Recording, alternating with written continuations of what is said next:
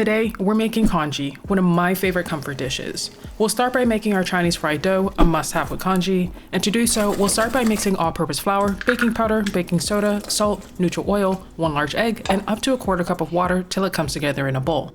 I didn't need our entire portion of water, but depending on the humidity or dryness of where you are, you may need more or less. Once our dough has more or less come together in a bowl, we're going to start to knead it on our table for 5 to 10 minutes until it's smooth. After about 10 minutes, it's no longer sticking to my hand or the table, so we're happy. Pro tip, if you want to help seal the bottom of the dough, add pressure and roll it in a circle against the table for it to seal itself. Just a pinch for us to finish it off. We'll saran wrap this and let it rest in the fridge overnight or at room temperature for a couple of hours.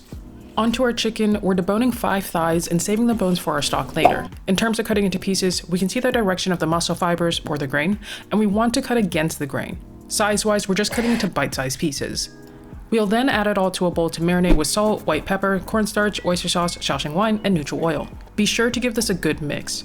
You could also prep this a day ahead and leave it to marinate in your fridge if easier. While that's marinating, we'll get started on our stock. The bones we prepared earlier are going into a pot with a bit of oil, some slices of ginger, a few scallions, and white peppercorns.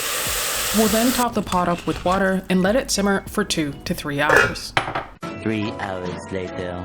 Once done, we can strain it and have it ready for our congee later on. Now, for our congee, we're mixing jasmine and sushi rice. We're going to rinse this with cold water twice, then soak it for about an hour. Totally optional, but we'll be adding dried scallops into this, which we're going to rehydrate with a bit of water and shred once fully hydrated. Onto our garnishes, we've got ginger and scallions today. For our ginger, we're going to cut down one side so we have a flat surface to work with, and then cut into strips, and then matchsticks. We'll let it soak in cold water to cut down some of the bite of the raw ginger and to keep it fresh. For our scallions, we're going to do similarly, cutting lengthwise. We're also going to soak these strips in cold water, but the fun part here is they're going to curl up nicely for our plating. Another totally optional addition, we're adding half a century egg to our congee. We're gonna mix this in with our now strained rice and get it really broken down into our rice mixture. I like to make sure this is as broken down as possible, but if you love chunks of century egg in your congee, go for it. Now, to finally cook our congee, we're getting our chicken broth from earlier and water to a rolling boil and then adding all our rice mixture. We'll cover this and lower to medium heat. After about 40 to 45 minutes, we're going to stir vigorously with the whisk. It's super important that we're using a whisk to break down the rice. If your congee is still a bit runny, you can leave the lid off for a few minutes so that the moisture evaporates. Now we can mix in our shredded scallops.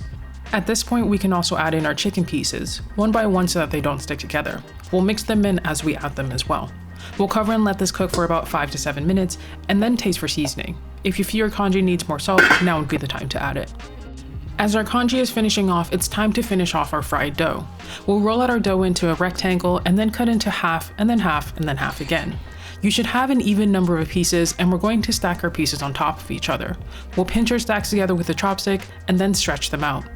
For the frying, we'll get a pan filled with neutral oil and heat to 375 degrees Fahrenheit before gently placing in our dough and constantly flipping till they're golden all over. See how much they've puffed up? Just what we want.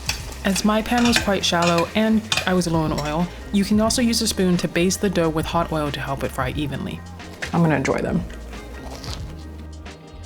You can never go wrong with fried dough. Now, everything is cooked. Onto plating. We'll ladle a generous portion of our congee, topped with our ginger and scallions, and our fried dough. So this right here is the most comforting dish I know. I've been eating it since I was a kid. This is congee with chicken and scallops topped with ginger and scallions and Chinese fried dough. Let's enjoy. I'm actually so excited for this. Like today we're indulging.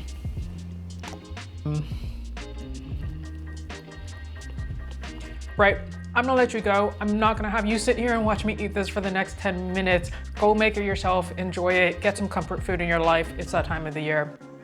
See ya.